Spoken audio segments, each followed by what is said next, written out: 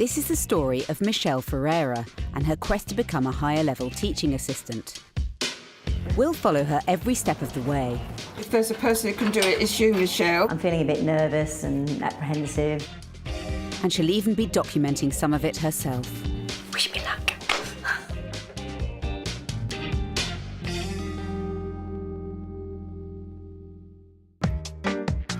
Michelle Ferreira is a senior learning support assistant at Plumstead Manor School in London. What did you forget?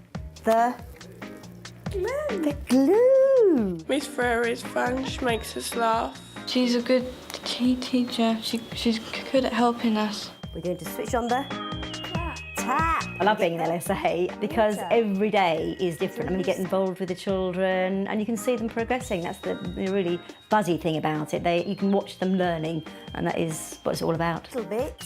Michelle is always keen to push her professional development forward. I'm going for the HLTA status because I want the recognition, and they can give me more responsibility because I've got the proof that I've met the standards and I'm working at that level, so bring it on. Michelle's line manager, Lorraine Donovan, is an HLTA herself. Okay. It's really good that you've decided to do your HLTA, Michelle. Even though it's not a qualification, it's that sense of self-belief that it gives you. And it's certainly changed the way I feel about what I'm doing. It's given me a lot more confidence. And, well, you know me, I thought I had confidence before, but... Oozing with it. Tomorrow, Michelle will take the first big step towards becoming an HLTA. Bye, everybody. Bye. She'll be attending a course which will get her thinking about her own practice in the classroom.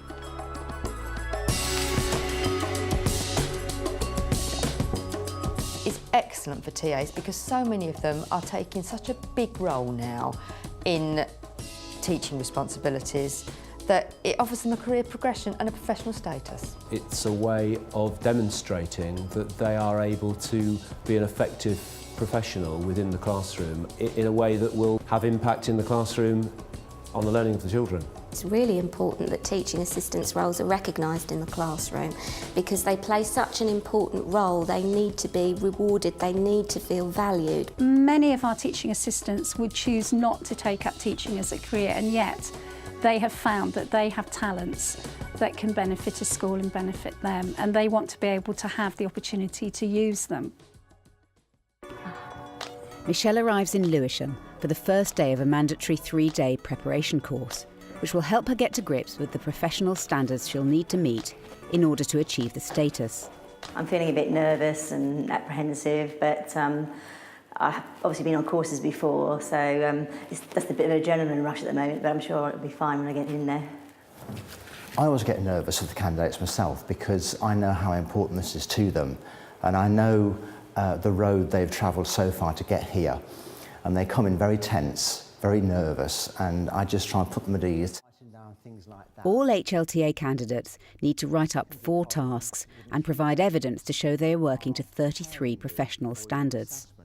If you're in this room today, you should not need any more training to meet those standards. You're ready to do that. We're just here to find out how we present the evidence that you do. So, Michelle and the other candidates quickly get to work on activities that get them reflecting on their own practice. Advanced learning and working with whole classes without the presence of the assigned teacher. Fortunately, I've had experience of that, and I've also said to them, now that I'm going for the HLTA, can I maybe start the lesson so that the children are more used to me being in front as well. During the day, Michelle and the other TAs work on various exercises, all intended to help them when they come to write up their tasks and collect their evidence.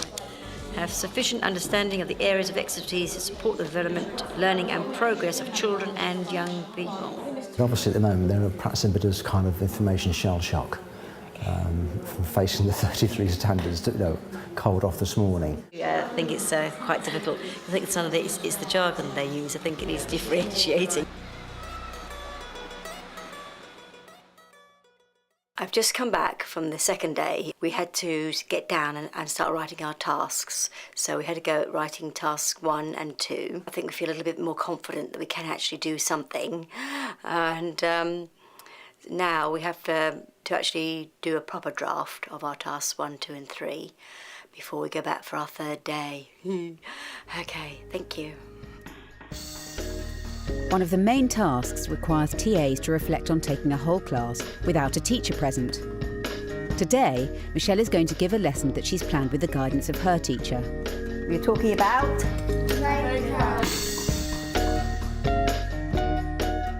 the purpose of today's lesson is to have the girls try on the makeup on each other and doing it on each other, because it gives them the experience of making somebody else up rather than themselves, and it's about cooperation in that way.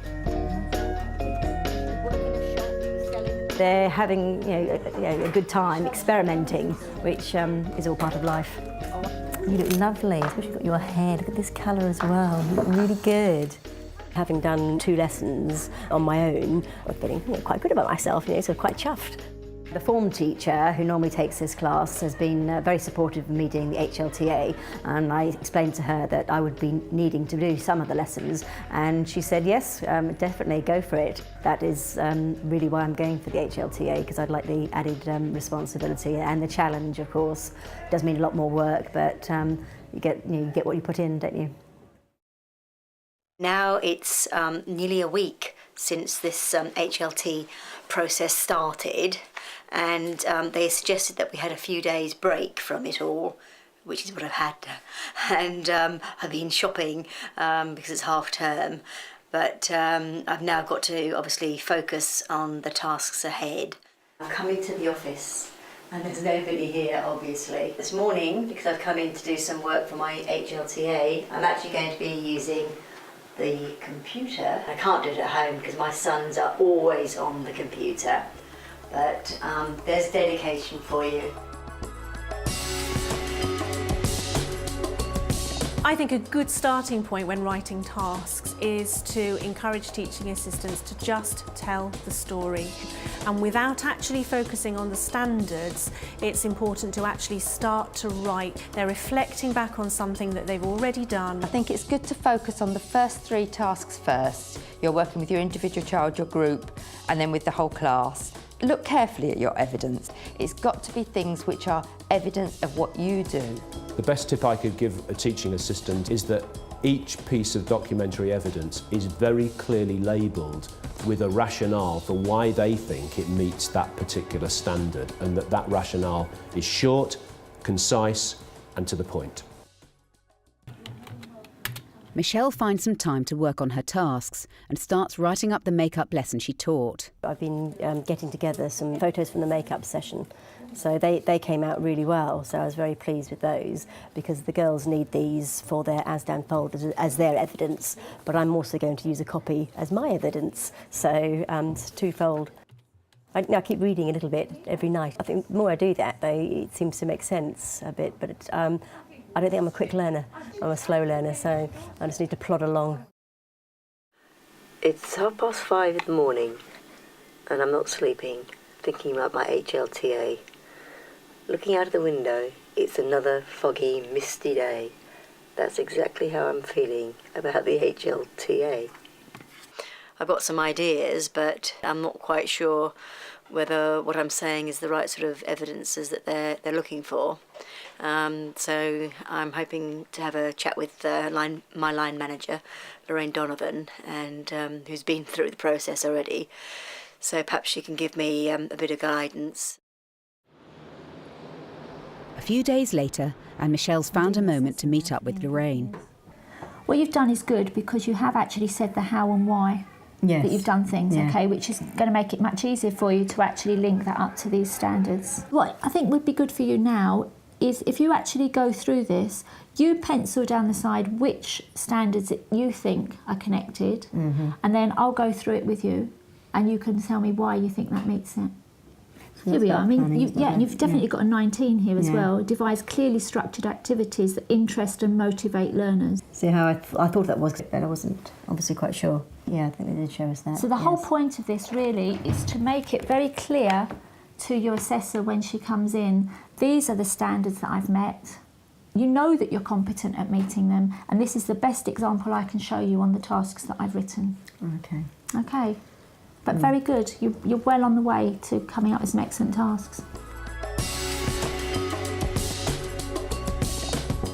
The actual assessment half day itself, I was incredibly nervous about beforehand, but it wasn't nearly as daunting as I'd expected it to be. We're not looking to catch candidates out. They are actually talking about what they do on a day-to-day basis, all those positive things. As an assessor, it's my responsibility for moderation purposes. I have to write down verbatim everything the candidates say in those meetings. The assessor will not give them an outcome because that he knows and she knows that their judgment will be moderated, or possibly will be moderated. It's great when the assessor turns up actually, because as a head teacher it's my opportunity to tell the assessor just how fantastic I think that the teaching assistant is. For the purpose of this film, and to give insight into how the assessment process works, Jenny Fry from VT4S has agreed to assess a recently qualified HLTA. Just can you please give me examples of times when you have been responsible for teaching a whole class without any teacher present? With the teacher, we did a plan so that I would take out the whole class to do an ICT poster on recycling. Okay, so then you wrote down the plans? Yeah, and then I prepared the lesson. And prepared the lesson. It's very important for us as assessors to be impartial, and that is difficult for us too, because we want to say, that's fantastic, what a brilliant idea. You've done really well, but we are not able to, and so that's where our professionalism has to play a big part too. Thank you for doing that, and I suppose really we should be thinking of you as someone who's there to help us get through this. So you're asking the questions so that we can give the best answers that we can do, rather than thinking of you as the enemy. We want to do the best job we can for you. Be confident that the questions aren't going to be about anything that you don't already know about or already practice. When I was assessed, my assessor seemed to help me a little bit by rephrasing the questions, and I actually found the process okay in the end. When the letter actually did drop on the door, Matt, I must admit when I opened it I was like, oh no, what is it? And when I saw that I'd passed and I got my certificate, I was really, really pleased. Yeah, I imagine that would be lovely. It is. You went into school and said, yay, I did. I actually texted my deputy head and went, I've passed. Yeah. The best thing about being an HLTA is the professional status and the opportunities that it's given me in my job. Well, I would say don't be frightened of it, absolutely go for it. It will only benefit you. I've seen what the HLTAs actually have to go through in order to gain that status. I'm incredibly proud of them because I know it's hard work, but it's something that they've wanted to do and something they've wanted to strive to achieve. It's a wonderful link between the teaching assistants and the teaching staff, and they're there in a sort of pivotal role. It's so positive, it works from all sides, and ultimately the children are the winners. It's been a good experience, and reflecting on my practice, I'm already feeling more confident about the future, and doing the HLTA is what's given me that extra confidence, I suppose, so I do feel empowered by it.